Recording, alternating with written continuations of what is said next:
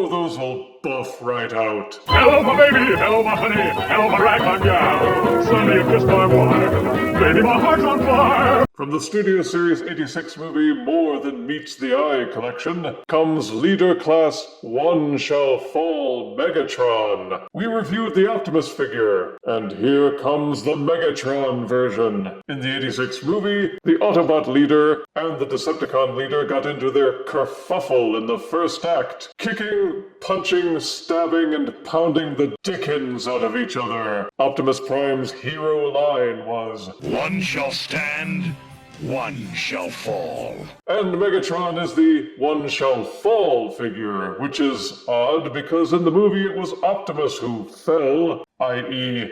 died, while Megatron not only survived, but came back stronger than ever as the reformatted Galvatron. Anywho, check out the box with Leader-class plastic window, showing off the glories within. Movie-inspired character art which wraps over to the 40th anniversary side panel. See both modes photoshopped on the back, with his bio reading, "Megatron battles his nemesis, Optimus Prime." Enjoy his smirky, damaged face on the other side. Now let's get Megatron out, and one shall review. One Shall Fall Leader Class Megatron comes with his thick instruction booklet, his trademark fusion cannon, his lightsaber which isn't a lightsaber but which is totally a lightsaber, a weapon styled after his Generation 1 alt mode, his tank turret extender, and new in this set, a replica of the pistol which he randomly found on the battlefield at Autobot City. Those lucky enough to have a copy of Studio Series 86 Megatron will not be disappointed to see that these are identical. The alt mode is a nicely compact gray tank with treads, turret, and when properly installed, his cannon. For an added bonus, they seem to have fixed the chameleon gray. The lighter grays seem shinier, which has some cosmic irony since the battle-damaged Megatron should look dingier. As with More Than Meets the Eye Leader Class Optimus, the Megatron figure would have benefited from a War for Cybertron-style siege splattering to simulate him having gone through the ringer. The only part of him that looks battle-damaged is the very front of the tank, which has some molded-in dents and painted-on cracks, but they're kind of hard to notice since the rest of the tank looks so clean. The treads are fake. It rolls by means of two wheels at the back and a thicker wheel near the front, and roll it does. It feels solid and looks solid with leader-class heft. It has the same play features as Studio Series 86 Megatron with two open ports at either side near the back, and two open ports on top of the turret. The cannon also has the port inside the barrel, where you plug in the extender, and the extender has a port for plugging in fire blasts. The other ports are just the thing for weapon storage, including the sword, both pistols, and even the barrel extension. The pistols can be fitted with fire blasts, and so can the cannon and the extension. He transforms the same way as Studio Series 86 Leader Megatron. The battle-damaged parts don't interfere in any way. The directions list over 50 steps, but don't feel intimidated. Once you've gone through it, you'll find it's really quite intuitive. And yes, the robot mode also matches Studio Series 86 Megatron with some notable differences. More Than Meets the Eye One Shall Fall Megatron's chest is now battle-dented. The head is also remolded with simulated damage. Not only that, they changed the face to give him that infamous movie smirk, as well as some of the drool shown during his meeting with Unicron. Studio Series 86 Megatron's dark plastic is a warmer, chocolatey brownish color. That includes his hands, the underpants, and the fusion cannon, while More Than Meets the Eye Megatron's dark plastic is a colder, more metallic gray. Also battle-damaged Megatron's front shin plates are no longer that odd chameleonic blue-gray color.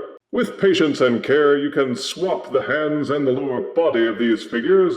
I'm sure buyers wouldn't notice when you try to resell them. Battle-damaged Megatron has all the same ports and plugs for customization. That includes the sword, the 86 Alt Mode minigun, the fusion cannon, the movie Optimus killing pistol, and the cannon extension, though not necessarily in that order. I still don't like plugging the sword into his hands because you have to force the handle in, and the plastic on the thumb is thin enough that it might snap, but you can still use these storage pegs to tab it in Wolverine style. There are a number of ways you can rotate accessories and set up your favorite style. The only thing missing is the Energon flail. But if you're lucky enough to own other Megatron figures, chances are you may have a spare flail.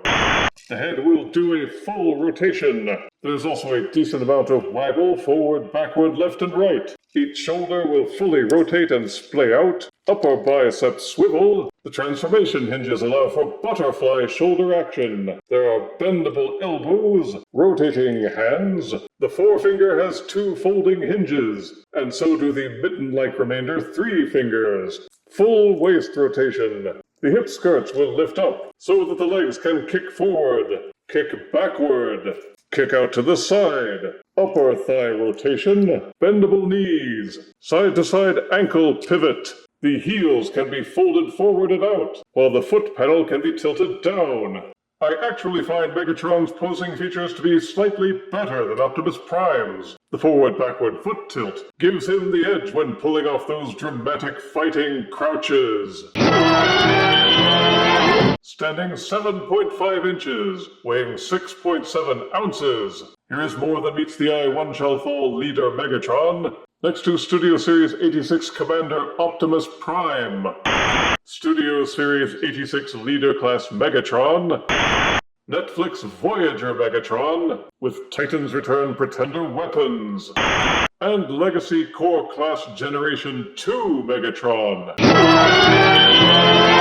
The battle-damaged Optimus and Megatron figures seem to be a niche market. The primary buyers will be collectors who are well enough off to buy 2 figures that are basically the same, and those of us who couldn't find the Studio Series 86 versions. Positives are that the figure he's based on is one of the best Megatron figures in recent history.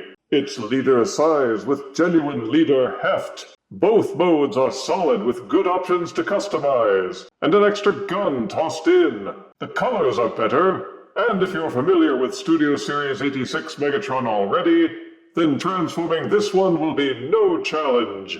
Negatives are that this is expensive if you're double dipping.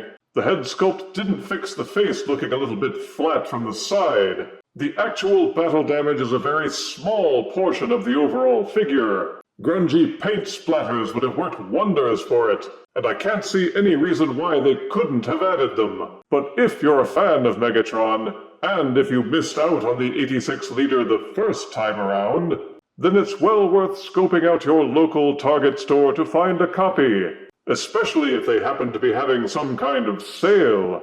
There are a few piddly things that could be improved, but more than meets the eye one Shall Fall Leader Megatron is still quite worthy of an 8 out of 10 death score. Apparently it's not over, Prime. If you refuse me, honey, you lose me, then you'll be left alone, oh baby, tell them all, and tell me I'm your own.